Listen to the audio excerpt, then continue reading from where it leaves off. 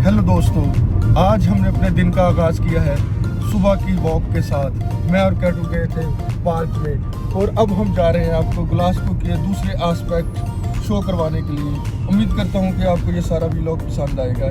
जुड़े रहिए मेरे साथ। मैं हूं आपका होस्ट हसनैन शाह और मेरे साथ है मेरी वाइफ कैटू।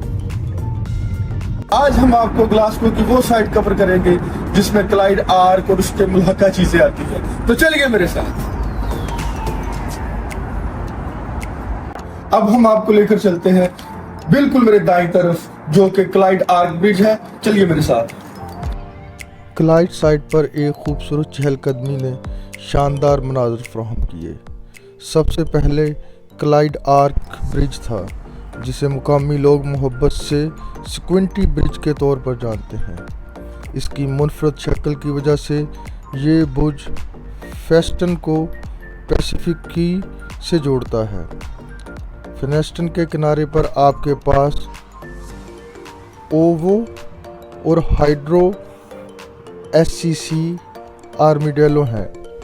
दोनों मुकामात लाइव मौसीकी कंसर्ट्स और कॉमेडी शोज़ के लिए मशहूर हैं।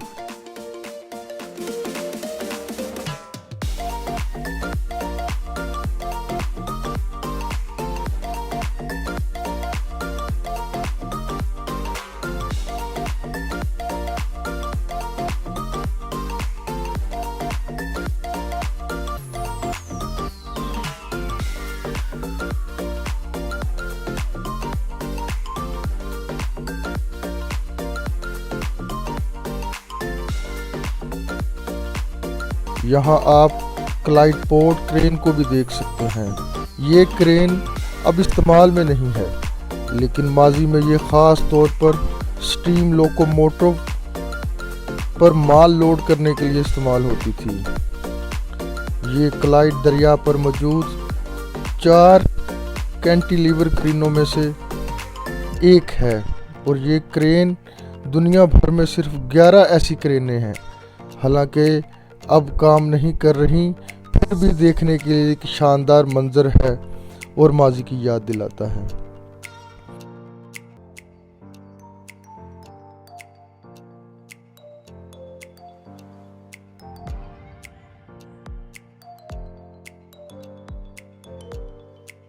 दरिया के मुखालिफ किनारे पर पैसिफिक की है जो एसटीवी और बीबीसी स्कॉटलैंड के नशरियाती स्टूडियोज़ और साइंस सेंटर का घर है। ग्लासगो साइंस सेंटर 2001 में खुला था और ये स्कॉटलैंड में बनाया जाने वाला पहला आईमैक्स सिनेमा कहलाता है। इस वक्त हम खड़े हैं बेल ब्रिज के करीब और जो कि शहर को दो तरफ से कनेक्ट करता है। शहर के दाखिली और खारजी दाखिले को दोनों को वो कवर करता है। और इस वक्त खड़े हम बीबीसी सेंटर के सामने, बीबीसी स्कॉटलैंड सेंटर के सामने, और आप देख रहे हैं इसकी दूसरी तरफ साइंस सेंटर है और उसके साथ एसटीवी का भी दफ्तर है और उसकी भी बिल्डिंग आपको मिल जाएगी। ग्लासगो टावर एक मारूफ मंजर है जो इसकी इमारत की साइज की वजह से दूर से ही दिखाई देता है। ये टावर स्कॉटलैंड का सबसे बुलंद आज़ाद खड़ा ढांचा है जो 417 फुट बुलंद है। यहाँ पर सैर करना ऐसा लगता है जैसे रूह को तस्कीन देता है। जैसा कि दोस्तों आपने सुना होगा, जहाँ पानी होता है वहाँ ज़िंदगी होती है, और इस खुले दरिया में पानी की आबो हवा को देखकर, जो परिंदों की चहचहाहट देखकर जो दिल को सुकून मिलता है, आप उसका तसव्वुर भी नहीं कर सकते। आपको उसके लिए ये तजर्बा करना ज़रूरी होगा।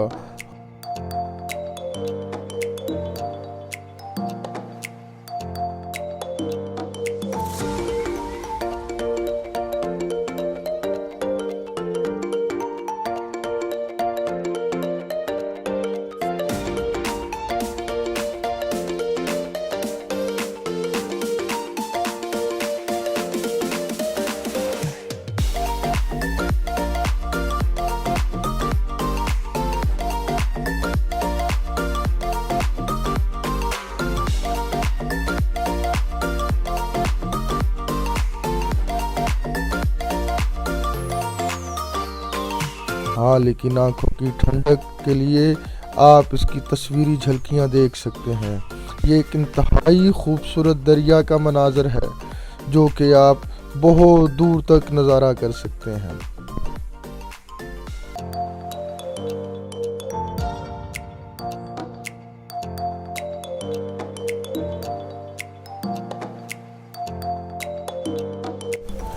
हमने कुछ देर क्लाइड रिवर के किनारे पर सैर की और चलते चलते हम की साइड पर मज़ीद आगे बढ़े तो हमें ज़्यादा वक्त भी ना गुज़रा और हम अपनी अगली मंजिल पर पहुंच गए जो कि रेंजर्स फुटबॉल क्लब था।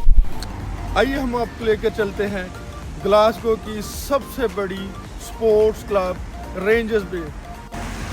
खेलों के एतबार से ग्लासगो में सबसे बड़ी स्पोर्ट्स जो है वो है फुटबॉल, और इस फुटबॉल में सबसे जो इनके दो मशहूर क्लब हैं, एक है रेंजर और एक है सेल्टिक, जिसकी आप समझे इस तरह आपस में राइवलरी है जैसे पाकिस्तान और इंडिया। सबसे पहले हम आपको लेके आए हैं रेंजर क्लब जो कि उनका होम ग्राउंड है। आइए चलते हैं मेरे साथ।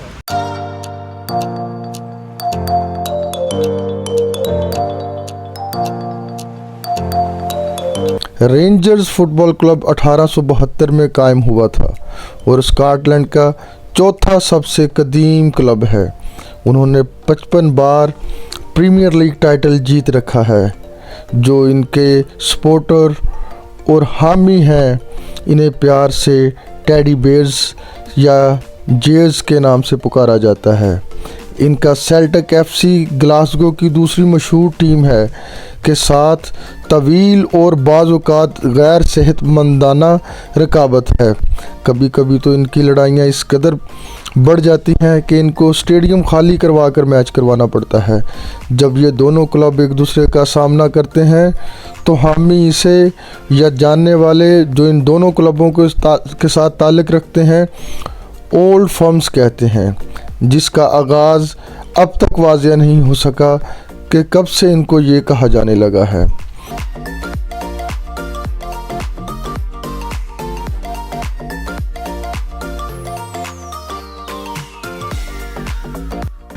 तो दोस्तों, हमने आपको विजिट करवाया रेंजर्स फुटबॉल क्लब का, जो स्कॉटलैंड का सबसे बड़ा क्लब है। और दूसरा बड़ा क्लब हम आपको लेके चलते हैं सेल्टिक फुटबॉल क्लब। आइए मेरे साथ।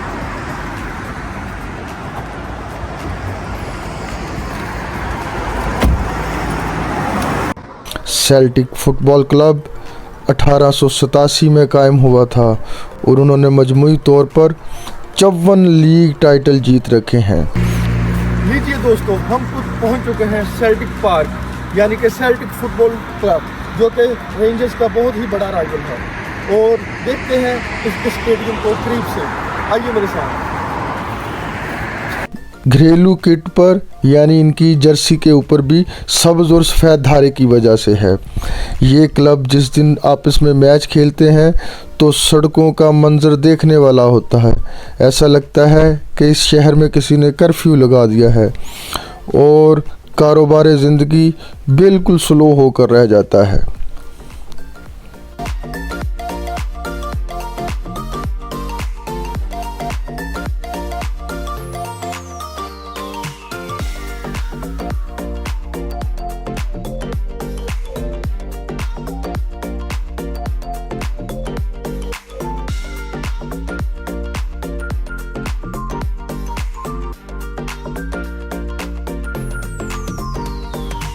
जो रेंजर्स से सिर्फ एक टाइटल पीछे है।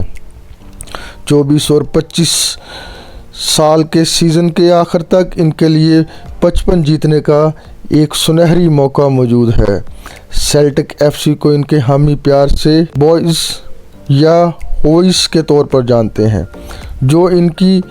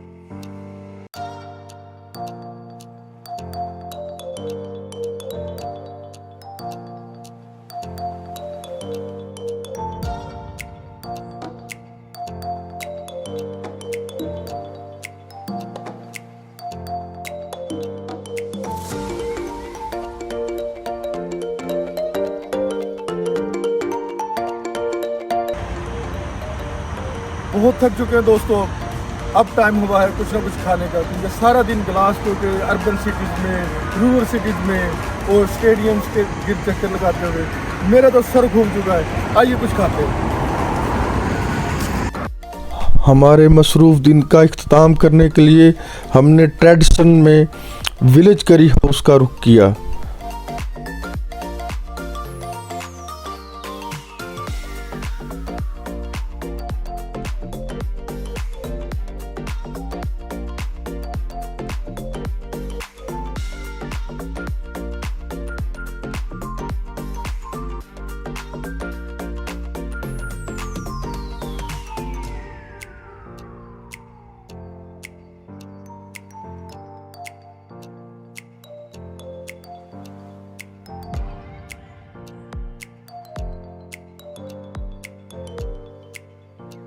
हमने एक हल्का सा स्टार्टर ऑर्डर किया जिसमें चिकन पकोड़ा और पापड्स के साथ मसालेदार प्याज शामिल थे। पकोड़ा बहुत ही क्रिस्पी और बहुत लजीज था, भरपूर जायके से भरा हुआ था। हम भी थके हुए थे और हमने भी उस पर अपना हाथ साफ किया और इसके बाद हमने अपना मेन कोर्स ऑर्डर किया